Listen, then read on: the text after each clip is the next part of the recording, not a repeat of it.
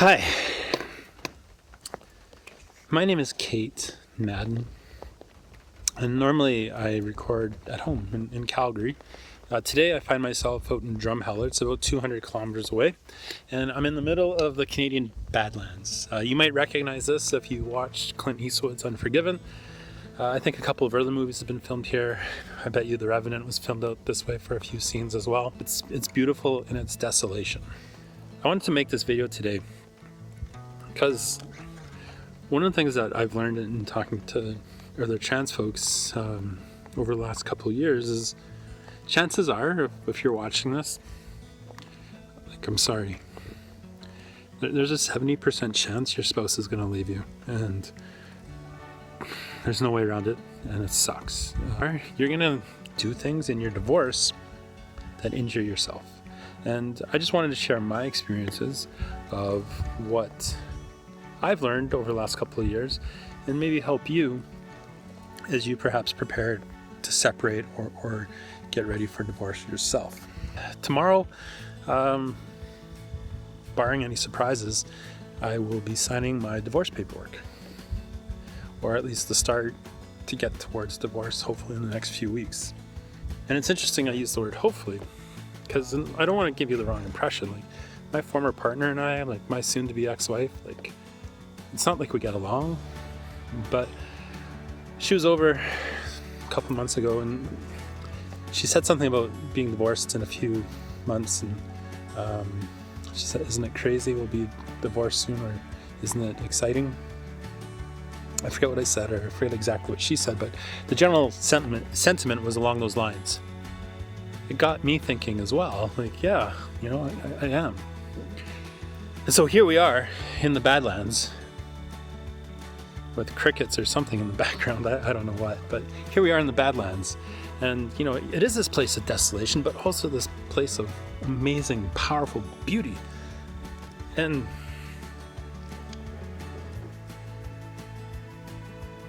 you know, divorce isn't unlike that. The process of getting divorced is terrible. It is a horrific, horrible trauma, the likes of which I don't wish upon anyone. And, you know, if you get along great with your ex, if you had a wonderful, magical unicorn of a divorce, and I know a couple people like that, good on you. But for most of us, it's a pretty traumatic experience. But being divorced is actually really awesome. I think the reason I'm excited to be divorced, or hopeful to be divorced, or have the paperwork done, like more so than I ever was for marriage, it's because I know what I'm getting. I'm getting solitude. I'm getting a chance to have a gift of myself, and I really like being alone now. I'm not lonely anymore, and that's what marriage brought me, is really painful loneliness. You know, it's not like some Henry David Thoreau on Walden Pond solitude, and that's cool. Like, find your bone, gnaw it. But there is a peace in getting to know yourself, and I'm beginning to understand the ambivalence of peace and stress, happiness and sadness, beauty and desolation.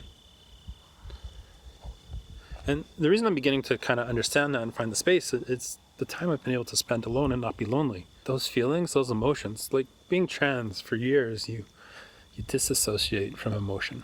And being alone gives you a chance to dive into that. And so I just wanted to make this video to kind of just share some thoughts and emotions with you, process them myself. And so, you know, here's 4 or 5 things I've learned over the last couple of years that might help you. And, you know, like, I remember reading Khalil Gibran from The Prophet, and he talks about loving one another but not making a bond of love. Let it rather be a moving sea between your shores. Sounds beautiful. Here's where I made the mistake in my marriage. Not in my divorce, but in my marriage. Fill each other's cup, but drink not of one cup. Give one another of your bread, but not of the same loaf. Sing and dance together and be joyous, but each one of you be alone. Even as the strings of a lute are alone, they can quiver with the same music. Aspirationally, it's beautiful. And a big part of me is really terrified for my next relationship. Just the love bombing.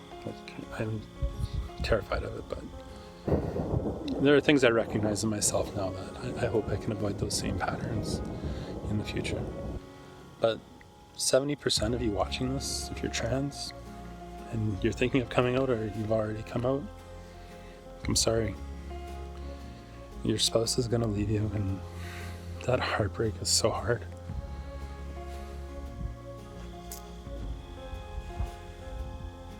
Some of them might know. Some of them might try to be supportive. But for almost 3/4 of us, we have to figure this out on our own. So here's a few things I wish I had done myself earlier in the process. Get a lawyer. There's things you don't know. Google can only tell you so much. Your brother-in-law, unless he's a lawyer or she's a lawyer, can only help you with so much. Pay the money. Most of my friends, their divorces seem to run between $20,000 and $50,000. I'm in Canada. I don't know what it is in the US, but here in Canada, 20 to 50 seems very common. But get a lawyer, someone who can help you, someone who, can point out what you should do, shouldn't do, what your rights are, how to protect yourself going forward. A marriage is a contract. It's not just a social contract, it's a financial contract, a property contract, it's a physical contract. And you need to understand how to unravel that while protecting yourself and your interests. I'm not saying get a lawyer and find a way to screw over your former partner. All I ever wanted was something fair, and that's it. In terms of our agreement, I feel like it's mostly fair. There are things that I have that protect me, and there's things that they have that protects them. It's not something that I personally ever sought to punish them for or hurt them with, rather than, what does the law support and what are my obligations and what are my rights, and that's it. But my lawyer was someone who was able to just point stuff out. He also sat me down, and you got to protect your own interests here. And he sat me down once, very early on. He's like, listen, and it wasn't a couple of my friends had pointed this out to me as well. It's like, listen, I notice that you keep doing things to make your former partner happy. Because he would propose something, I'd be like, oh, she's not going to like that. Multiple times I did this. It might have dragged on longer than it needed to because I honestly didn't want to upset her more than she already was. I think the other mistake I made in my separation was that A, I didn't get a lawyer soon enough, and B, I didn't leave. I stayed in the house about 6 months, 7 months after we had decided to separate. And by decided, I mean after I told my former partner I couldn't do it anymore. I couldn't continue to live as a man. And things got bad. And so now that you've made that decision to transition, or you think you will be transitioning or beginning HRT or wherever you are in your journey, you've got the legal advice, you understand what your rights, obligations are.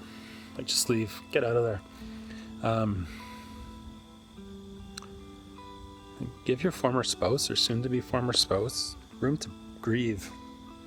But there was a happily ever after they thought they were going to have with you. And now they don't. And yeah, relationships end for all sorts of reasons.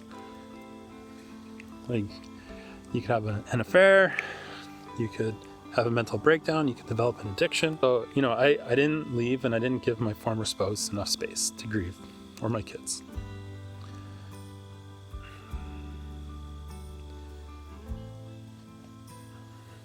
But this is another place I made a mistake. There is compassion needed. And, I had limited compassion. I was merciless in expecting that, and still am, in terms of pronouns and names and so on. But you can't be so compassionate that you roll over yourself. And so boundaries are needed. And boundaries really set, the framework for which your relationship can move forward. Like, it is an invitation to peace. And it can be difficult to communicate. It can be difficult to receive, a whole new set of boundaries when it used to be like this, and now it's like this. And, at least in my case, like, my values changed so dramatically. Or rather, the false values I was subscribing to for almost 20 years in terms of how I was living my life in that inauthentic manner, I rejected. And, you can't acquiesce to things that are going to injure yourself, whether that's, through the negotiations or through the breakdown. Like, you got to protect yourself and your interests. And, that's where the legal advice comes in. The other thing I found with the boundaries, or trying to set boundaries or failing in setting boundaries, also, as a codependent, is that I would agree to something. Like, yeah, okay, I'll do it. Yeah, I'm sorry. I'll change that. And then I would fall flat on my face. Like, I would screw it up somehow. Like, I don't want to call it self-sabotage, but I would certainly screw it up. Or disappoint them. And hurt them. Like, to be frank, like, I hurt them by agreeing to something and then not being able to not see it through. I didn't do myself any favors, really, by not following through or keeping to those boundaries. Another thing you need to do is you need to give yourself space. You need to find space to grieve. And it was actually here that, in the middle of the winter, that I came a couple of years ago. This was an area that we used to go to all the time as a family, or not all the time, but several times. And I came out here minus 20, minus 25, and I spent a couple of days out here on my own, and just grieved and processed out here. I did a 1,600 kilometer road trip, and it was really powerful in that moment. And then I think I was a month into hormones at the time. But HRT is a total mindfuck. So, you need to find space to be alone and learn what's going on inside your brain. Puberty 2.0. Here's the difference, like, between your first puberty and this puberty,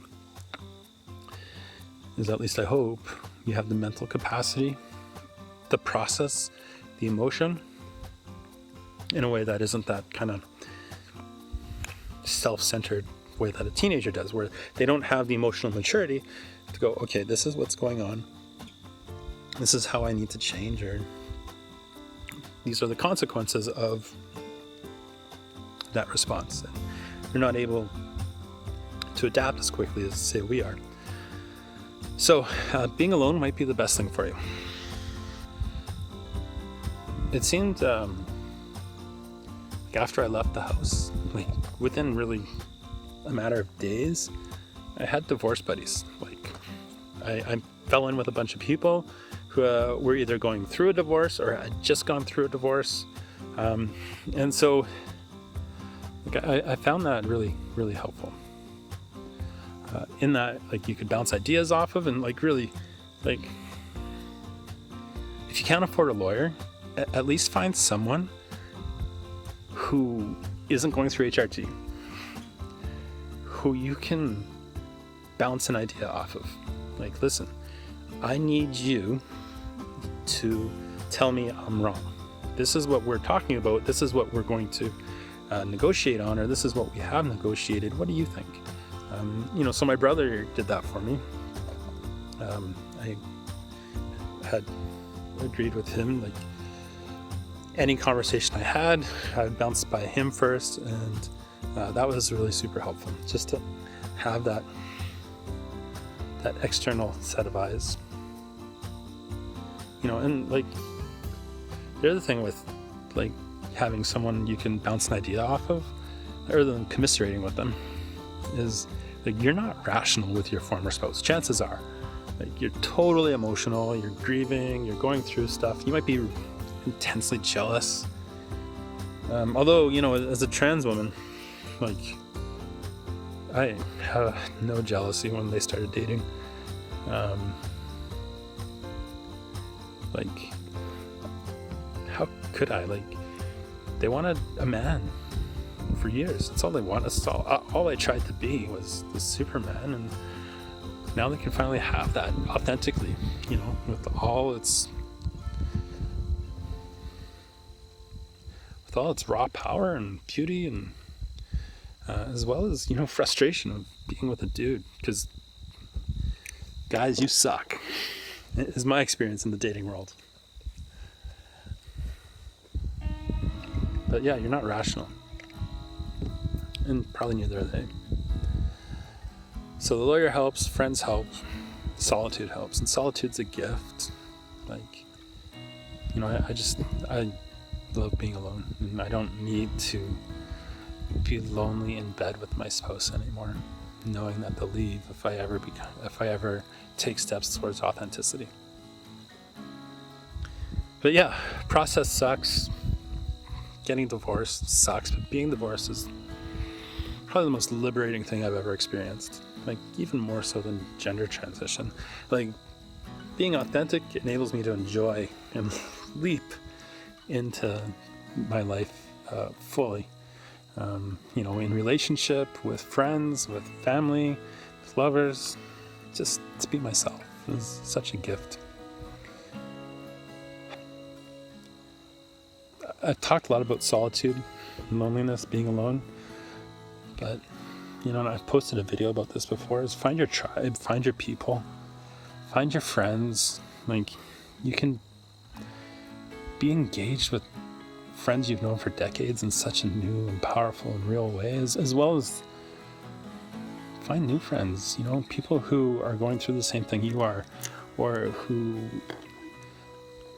have experiences that can help you. Intergenerational friendships. Like, that's what community is one of the markers of community is intergenerational friendship and intergenerational communication.